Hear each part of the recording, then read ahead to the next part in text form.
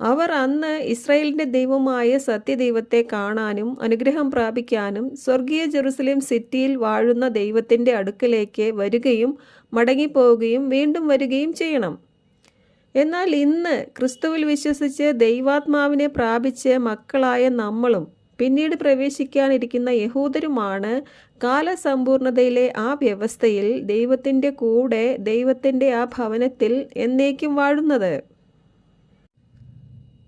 മഹോപദ്രവ കാലത്തും ജാതികൾക്ക് രക്ഷയുണ്ട് എന്ന് മനസ്സിലാക്കുക.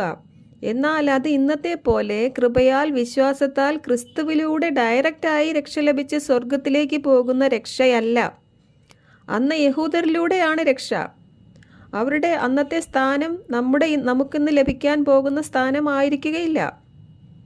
അവർക്ക് പ്രവേശനം ലഭിക്കുന്നത് 1000 ആണ്ടിലേക്കും അതിനുശേഷം പുതിയ ഭൂമിയിലേക്കുമായിരിക്കും.